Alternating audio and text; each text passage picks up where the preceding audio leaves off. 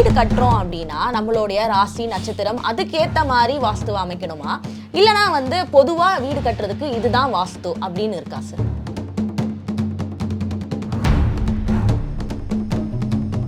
ஈசானியம் பாதிச்சதுன்னா குடும்ப தலைவர் அவருக்கு பிரச்சனை கொடுக்கும். வருமானத்திலிருந்து எல்லாம் கொடுக்கும். வருமானம்னா எடுத்தோன்னா வருமானத்தை கொடுக்காது. முதல்ல மூளையை வேலை செய்யக்கூடாது. ஏன்னா அங்கே வந்து வெயிட் வச்சுனா படிக்கட்டு வச்சுனா ஒரு இது அஞ்சாத்துல போய் செப்டிக் டேங்க் போட்டினா அது ஒரு பிரச்சனை கொடுக்கும். மொத்தத்தில் உங்களுக்கு வருமானத்தை வந்து முதல்ல கட் பண்ணணும். எப்படி கட் பண்ணணும்? முதல்ல உங்களுக்கு சிந்தனை செய்ய விடாது.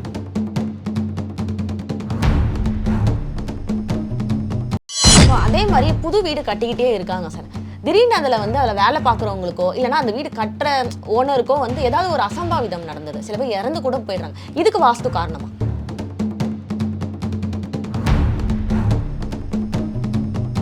வாஸ்துனால இது வந்து அவங்களுக்கு நிற்கலை. இவங்க பண்ண தப்புனால வாஸ்து கோளாறாக மாறி போச்சு. இதுதான் உண்மை. இன்னொரு பெரிய தப்பு என்ன பண்ணுவாங்கன்னா, எடுத்த உடனே சப்போஸ் வந்துட்டு ஏதோ ஒரு கடைக்கால் எடுக்கணும், ஒரு காலம் எடுக்கணும்னு வச்சுங்களேன், நிறுதியில் முதல்ல எங்கே தோண்டிடுவாங்க பள்ளத்தை ஃபஸ்ட்டு. அந்த மாதிரி எடுத்த வீடும் OS பக்தி நேயர்கள் அனைவருக்கும் மதுவின் அன்பார்ந்த வணக்கங்கள். இன்று நம்மளோட இணைந்திருக்கக்கூடிய சிறப்பு விருந்தினர் வாஸ்து நாராயணன் அவர்கள். அவர்கிட்ட வாஸ்து தொடர்பாக நிறைய விஷயங்கள் கேட்டு தெரிஞ்சுக்க போகிறோம். வாங்க. வணக்கம். வணக்கம். இப்போ நம்ம வாஸ்து பார்த்து தான் வீடு கட்டணும் அப்படின்றது தான் காலங்காலமாக நம்மளுடைய முன்னோர்கள் நம்மளுக்கு சொல்லி கொடுத்த ஒரு விஷயம். ஆனால் இப்போது வீடு கட்டுறவங்க எல்லாருமே வந்து ஒரு இன்ஜினியரை வைக்கிறாங்க. அவரே வந்துட்டு ஒரு பிளான் போட்டு கொடுத்துட்றாரு. இந்த இடத்துல பெட்ரூம் வரணும், இந்த இடத்துல வந்து கிச்சன் வரணும், ஒரு பிளான் போட்டு கொடுத்துட்றாரு. அதுபடி வீடு கட்டுறது சரிதானா, இல்லைனா வந்து வாஸ்து முறைப்படி அணுகி அவங்க சொல்கிறபடி வீடு கட்டுறது முறையா சார்? கண்டிப்பாம்மா. இப்போது நீங்கள் கேட்ட மாதிரி இன்றைக்கி வந்து சிவில் இன்ஜினியர்ஸுக்கே வந்து மேக்ஸிமம் ஓரளவுக்கு எல்லாமே தெரிஞ்சுதாமல் வச்சுருக்காங்க. தெரியாமலாம் இல்லை. ஆனால் அவங்க என்ன பண்ணுறாங்கன்னாக்காமா பண்ணுறாங்க கரெக்டாக தான். சில நேரங்களில் அவங்களுக்குன்னு சில எப்படி சொல்கிறதுன்னு பார்த்தீங்கன்னா, உதாரணத்துக்கு இங்கே இடத்துல ஒரு டாய்லெட் வரக்கூடாதுன்னு வச்சுங்களேன். அவங்களுக்கு சில பேருக்கு தெரியும், சில பேருக்கு தெரியாமல் கூட இருக்கும். இப்போ அவங்க வந்து ஒரு கமர்ஷியலாக தான் பண்ணுறாங்க. அவங்க வந்து தவறாக சொல்ல முடியாது. ஏன்னா அவங்க வேலையில் அவங்க வந்துட்டு லாபம் படத்தை தான் பார்ப்பாங்க. இப்போ இந்த டாய்லெட் இந்த பக்கம் போட்டால் இங்கே வந்து ஒரு லைன் எடுக்கணும், அது ஒரு தேவையில்லாமல் டபுள் வேலை, லேபர் கூடும் அப்படிங்கிறதுக்காக என்ன பண்ணிடுவாங்கன்னா அங்கே போட்டுருவாங்க. ஆனால் கேட்டாங்கன்னா எல்லாம் ஆஸ் பர் வாஸ்துன்னுவாங்க. ஸோ இந்த மாதிரி பண்ணுறதுனா அந்த மாதிரி பண்ணிவிடுவாங்க. இவங்களை வந்து பக்கா வாஸ்து பண்ணி கொடுத்துறான்னு சொல்லிட்டு இவங்கள நம்பி முடிச்சுட்டு அதுக்கப்புறம் நாளைக்கு வேறு யாராவது அவங்க வீட்டுக்கு வரும்போது சொல்லும்போது தான் இவங்களுக்கே தெரியுது இது வந்து தவறான இடத்துல இருக்குதுன்னு. இல்லையா அவங்க வீட்டில் சில பிரச்சனைகள்லாம் வரும். பிரச்சனை வந்ததுக்கப்புறமா ஒரு வாஸ்து நம்மள்கிட்ட போய் பார்ப்பாங்க. அப்போ அவங்க சொல்லுவாங்க, ஏற்கனவே ஒரு சொன்னவர் எங்களுக்கு 100% வாஸ்து தான் சார் பண்ணி கொடுத்துட்டு போயிருக்காருன்னுவாங்க. அப்புறம் அவர் போய் பார்த்துட்டதுக்கப்புறமா இல்லாமல் அது தவறுன்னு சொல்லுவார். அப்போ தான் அவங்களுக்கே தெரியும். இதுக்கு காரணம் வந்து என்னென்னா அவங்க அப்படி தான் சொல்லுவாங்க. ஏன்னா அது வந்து நம்ம வந்து அவங்க அதை டிபெண்ட் பண்ண முடியாது அவங்கள. அதுக்கு கரெக்டான அதுக்கு ஒரு சொல்யூஷன் என்னான்னு கேட்டிங்கன்னா, அவர் 1000 தான் பண்ணாலும் சரி, நீங்கள் பிளான் போடாமல் யாரும் இன்னைக்கு கட்ட போகிறதில்ல. பிளான் போட்ட உடனே அந்த பிளானை கொண்டு போயிட்டு அட்லீஸ்ட் அங்கே இருக்கிற நியரஸ்ட்டாக இருக்கிற யாராவது ஒரு வாஸ்து நம்பர் கண்டிப்பாக இருப்பார் அவங்கவுங்க ஏரியாவில். அவர் கையில் போய் கொண்டு கொடுத்து அதை வந்துட்டு ஒரு ஒப்புதல் வாங்கிக்கணும் நீங்கள். ஓகேம்மா அப்படின்னு. அதுக்கப்புறமா நீங்கள் கட்டினீங்கன்னா ஒன்றும் பிரச்சனை இல்லை. அப்படி இல்லை அவரே சொல்லிடுவார் கரெக்ஷன். இந்த இடத்துல டாய்லெட்டே வரக்கூடாது, இந்த இடத்துல எப்படி போட்டார் அவர், வாஸ்து பிரகாரம் எப்படி பண்ணாருன்னு அவரே கேள்வி கேட்பார். கேட்டு அது கரெக்டாக மாற்றி கொடுத்துருவாருங்கம்மா. 100% வந்துட்டு நம்ம பில்டரை நம்பி நம்ம வந்து வாஸ்து கரெக்டாக இருக்கோன்னு இல்லாமல் இவங்க முயற்சி எடுத்து ஒரு வாஸ்து நிபுணரை அடைச்சி அதை பார்த்துக்கிறது நல்லதுங்கம்மா.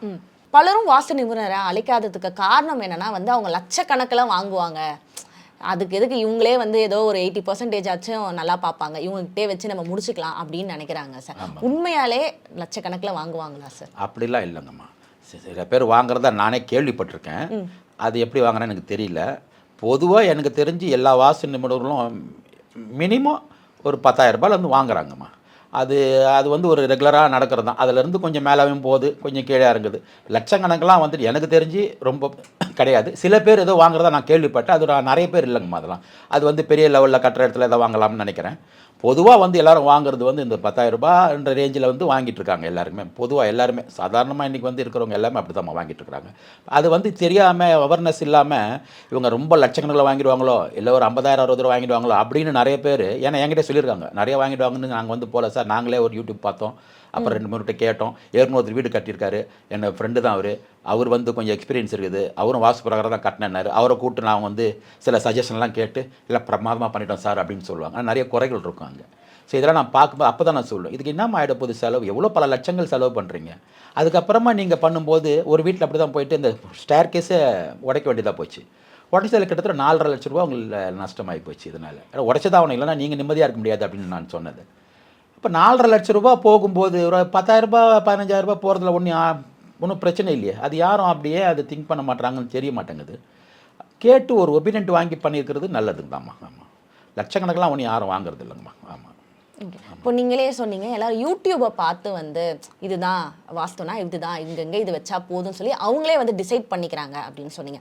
இது வந்து சென்னையில் மட்டும் கிடையாது, சென்னை இந்த மாதிரி மெட்ரோ சிட்டியில் மட்டும் கிடையாது, கிராமப்புறங்கள்லையும் வந்து இது நிறைய நடக்குது. ஏன்னா கிராமப்புறங்களில் பொறுத்த வரைக்கும் லேண்ட் வந்து ரொம்ப அதிகமாக ஏக்கர் கணக்கில் இருக்கும். அப்படி இருக்கும்போது அவங்க எல்லாமே பெரிய லெவலில் வந்து பிளான் பண்ணுவாங்க. இது இங்கே வைக்கணும், இது அங்கே வைக்கணும் அப்படின்னு சொல்லி பெரிய லெவலில் பிளான் பண்ணி அவங்களே நீங்கள் சொல்கிற மாதிரி யூடியூப்பை பார்த்தோம் இந்த வாஸ்துப்படி நம்ம இதை வச்சுக்கலாம் அப்படின்னு சொல்லி பிளான் பண்ணுறாங்க சார். அதெல்லாம் பண்ணலாமா? அதனால என்ன தவறுகள் நடக்கும் சார்? கண்டிப்பாங்கம்மா, நீங்கள் கேட்டது உண்மைதான். கிராமங்களில் வந்துட்டு ஏக்கர் கணக்கில் இடம் வச்சுக்கிறதுனால அங்கே மிகப்பெரிய தவறு நடக்குதுங்கம்மாங்க.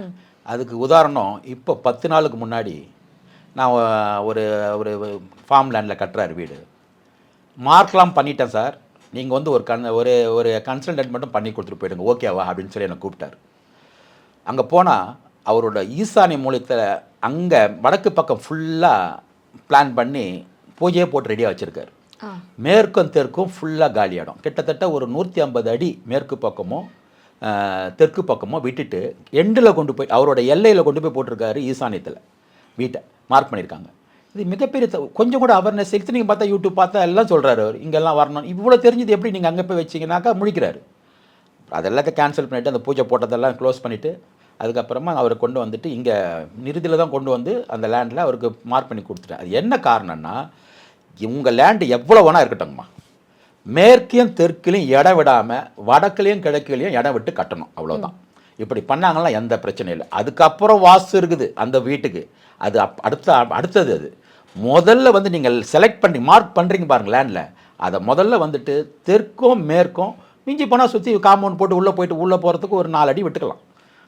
அவ்வளோதான் போதுமானது.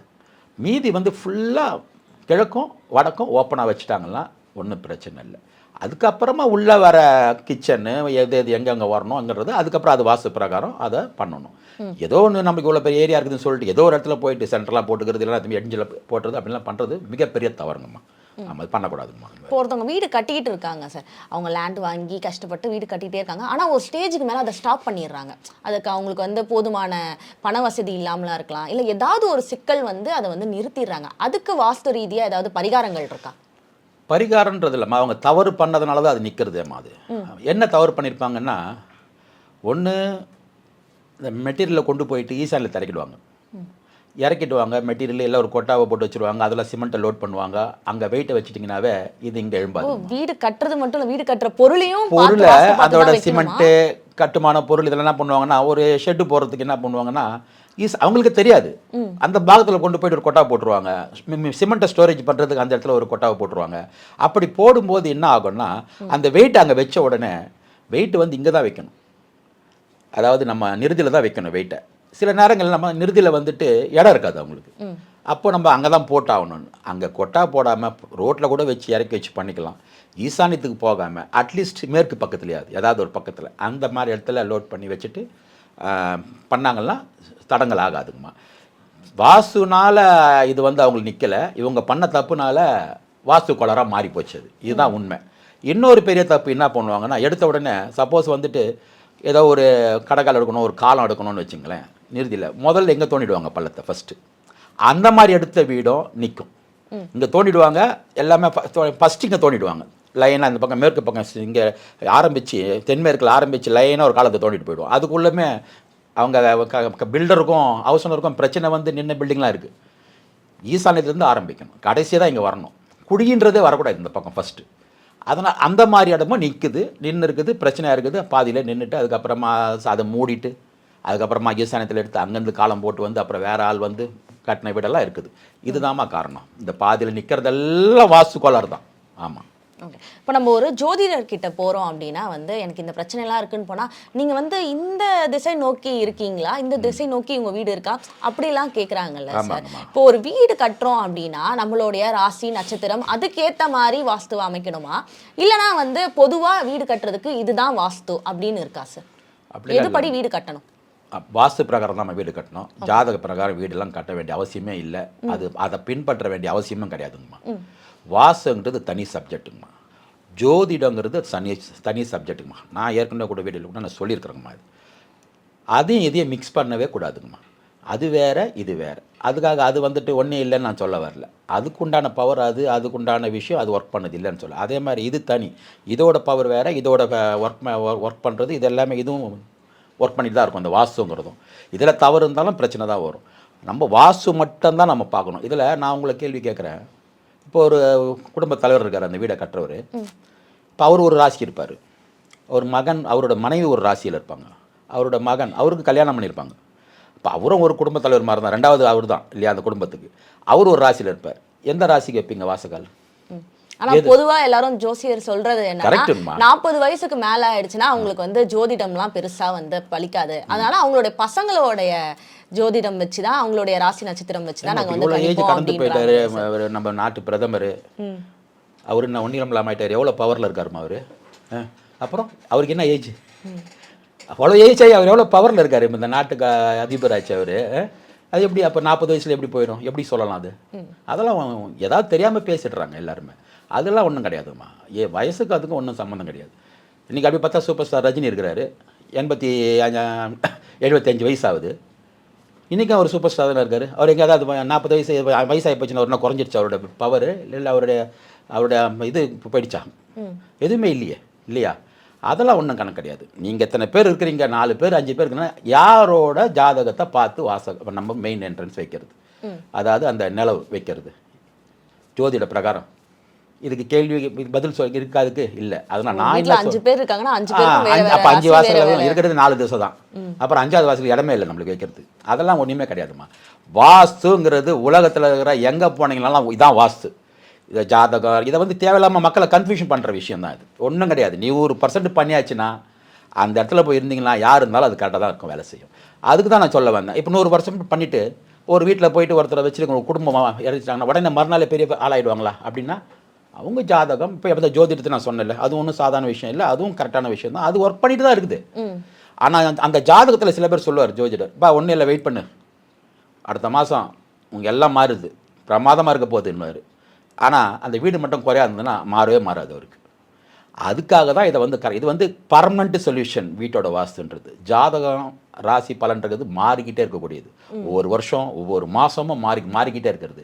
அப்போ மாறிக்கிட்டே இருக்கிறத பார்க்கணுமா, மாறாமல் ஒரே நிலையாக இருக்கிறத பார்க்கணுமா நம்ம? அப்போ மாறாமல் ஒரே நிலையாக இருக்கிறது வீட்டுக்கு வாஸ்துன்னா இதுதான். இதை பண்ணி வச்சாச்சுன்னா முடிஞ்சு போச்சு. அதுக்கப்புறம் உள்ளே வந்தவொடனே அவன் பிரச்சனையாக இருக்கிறான்னு சொன்னால், இல்லை அவனுக்கு ப்ராப்ளம் இருக்குதுன்னு சொன்னால், அவனோட ஜாதகத்தில் கோளாறுல அந்த பீரியட் முடிவு வரைக்கும் அவனுக்கு இருக்கும். அது முடிஞ்ச உடனே ஆட்டோமேட்டிக்காக தூக்கி விட்டுரும் இந்த வீடு. இல்லை இந்த வீடு நீங்கள் சரி பண்ணாமல் அவருக்கு ஜாதகத்தில் எல்லாம் மாறி சுக்கிரதசையே இருந்தால் கூட இந்த வீடு அவர் மேலே போடாமல் அமைக்கினே இருக்கும். அதனால் ஜாதகம் வேறு இது வேறு, இதையும் கரெக்டாக பார்த்துக்கணும். அது பாட்டு அது ஒர்க் பண்ணிட்டோம், அது பார்த்துக்கிட்ட போக வேணாம். இது பர்மனெண்ட் சொல்யூஷன். இந்த வீடை வந்து கரெக்டாக பார்த்துக்கிட்டாங்கன்னா அவங்களுக்கு ஒன்றும் பிரச்சனையே இல்லை. இதுதான் முக்கியம். 2வது வாசம். ஒவ்வொரு ராசிக்கு ஒரு வாசல்லாம் நான் அக்செப்டே பண்ணுறதில்ல, நான் அதுக்கிட்டே போகிறதில்லைங்கம்மா. இது எங்கே கூட்டாலும் வந்து நான் பேசுவேன். ஒன்றுமே யார் இருந்தாலும் வீடு கரெக்டாக சயின்ஸ் பிரகாரம், அது சயின்ஸ் தான். அது பஞ்சபூதம் அதோட ஒர்க்மெண்ட் தான் பண்ணிட்டு இருக்குது. அது நீங்கள் உங்கள் ராசிக்கு ஒரு மாதிரி பண்ணாது, காற்று ஒரு மாதிரி பண்ணாது. நீங்கள் சூரியன் காலையில் விதிச்சுன்னா உங்களுக்கும் அவருக்கு எல்லாருக்கும் ஒரே டெம்பரேச்சர் தானே. உங்கள் ராசிக்கு மாறுதா? அப்புறம் எப்படி இது மாறும்? அதெல்லாம் மாறாது. சும்மா ஏதோ பேசுகிறாங்க எல்லாரும். அதனால அதெல்லாம் ஒன்றும் கணக்கில் எடுத்து வேண்டாங்கம்மா. இதே மாதிரி வந்துட்டு மூத்த பையனா இந்த மூலையில தான் இருக்கணும், இந்த வாஸ்து அதெல்லாம் இருக்கு. இளைய பிள்ளைகள்னா அது இருக்கா சார்? அவங்க எந்த? அதெல்லாம் இருக்குமா, அதெல்லாமே இருக்கு. அதுதான் இப்போ எது வந்து இருக்கக்கூடாதுன்னு சொல்கிறோம், எது இருக்கணும்னு சொல்கிறோம். இப்போ நீங்கள் குறைகளே பார்த்தீங்கன்னா, இப்போ இதே நான் தான் சொல்கிறேன், ஒரே வாசல் தான், அதெல்லாம் ஜாதக பிரகாரம் ஒவ்வொரு ராசிக்கெலாம் கிடையாதுன்னு சொல்கிறேன். அதே நான் இப்போ என்ன சொல்கிறேன்னா, ஈசானியம் பாதிச்சுதுன்னா அந்த வீட்டு தலைவர், குடும்ப தலைவர், அவருக்கு பிரச்சனை கொடுக்கும். வருமானத்துலேருந்து எல்லாம் கொடுக்கும். வருமானம்னா எடுத்தோன்னா வருமானத்தை கொடுக்காது, முதல்ல மூளையை வேலை செய்ய விடாது. ஏன்னா அங்கே வந்து வெயிட் வச்சுனாலோ படிக்கட்டு வச்சுனா ஒரு இது, அந்த இடத்துல போய் செப்டிக் டேங்க் போட்டினா அது ஒரு பிரச்சனை கொடுக்கும். மொத்தத்தில் உங்களுக்கு வருமானத்தை வந்து முதல்ல கட் பண்ணும். எப்படி கட் பண்ணோம்? முதல்ல ஒன்று சிந்தனை செய்ய விடாது, அது தலைபாகம். அது சிந்தனை செய்ய விடாது, கரெக்டான ஜட்ஜ்மெண்ட் பண்ண முடியாது, சரியான திசையில் போக முடியாது, உங்களால் சரியான முடிவு எடுக்க முடியாது. இதெல்லாம் பண்ணலன்னா என்ன ஆகும்? அடுத்தது தோல்வியை தானே சந்திப்பீங்க. தோல்வி சந்திச்சதுக்கப்புறம் என்ன ஆகும்? பணம் வர வேண்டியது கட் ஆகுமா? இப்படி ஒன்று ஒன்றா பண்ண கூட கடைசியில் போய் நிற்கிறது பணத்தில் தான், பொருளாதாரத்தில் தான் போய் நிற்கும். அதுக்கப்புறமா பிரச்சனை வருது. அப்படி ஆகுது. அடுத்தது யாரா பாதிப்பான்னா அந்த வீட்டை தலைமகன் பாதிப்பான். சரி, தலைமகனே இல்லை, அந்த அவருக்கு பொண்ணாகவே இருக்குதுப்பா, அவருக்கு பொண்ணு கல்யாணம் பண்ண வர்றார் இல்லையா, மருமகன், அவர் பாதிப்பார். ஸோ இதெல்லாம் வந்து உண்டு. அதே மாதிரி நம்ம குடும்ப தலைவராக இருக்கிறாருன்னு சொன்னால் அவருக்கு வந்து நிறுதியில் தான் பெட்ரூம்னு சொன்னால் அவருக்கு கீழே இருக்கணும் நிறுதியில். அதே மாதிரி அவரோட பிள்ளைக்கு மேலே கொடுக்கலாம் அதே நிறுதியில். இப்படி சில கணக்கெல்லாம் இருக்குதுங்கம்மா. அதெல்லாம் இருக்குது, அதெல்லாம் தப்பு, அது தப்பு இல்லை, அதெல்லாம் பார்க்க வேண்டியது தான். இப்போ அதே மாதிரி புது வீடு கட்டிக்கிட்டே இருக்காங்க சார். திடீர்னு அதில் வேலை பார்க்குறவங்களுக்கோ இல்லைனா அந்த வீடு கட்டுற ஓனருக்கோ வந்து ஏதாவது ஒரு அசம்பாவிதம் நடந்தது, சில பேர் இறந்து கூட போயிடுறாங்க. இதுக்கு வாஸ்து காரணமா? கண்டிப்பாங்கம்மா. அதுதான் இப்போ நான் சொன்னேன் பார்த்தீங்களா, இந்த ஈசானியத்தில் படி அது வந்து வெளிப்படையாக சொல்லக்கூடாததுனால நான் அதை சொல்லலை. இந்த இறப்புக்கு காரணம் ஆக்சிடெண்ட் ஆகுறது இதெல்லாமே வந்து அந்த ஈசானியத்தில் பாதிப்பு இருக்குதுன்னு போது படி, இந்த டாய்லெட் வர்றது, இந்த மாதிரிலாம் வர்றது வந்துட்டு ஒரு அந்த வீட்டு தலைவனுக்கு அது கொடுக்கறது அது நடக்கதாமா செய்யுது. இது வந்து அந்த வீட்டு உரிமையாளருக்கு நடக்குது சரி, ஆனால் அந்த வீட்டுக்கு வேலை செய்ய வந்தவங்களுக்கும் அது ஏற்படுது. அதுக்கு வாஸ்து காரணமாக இருக்குமா? கண்டிப்பாக இருக்குது.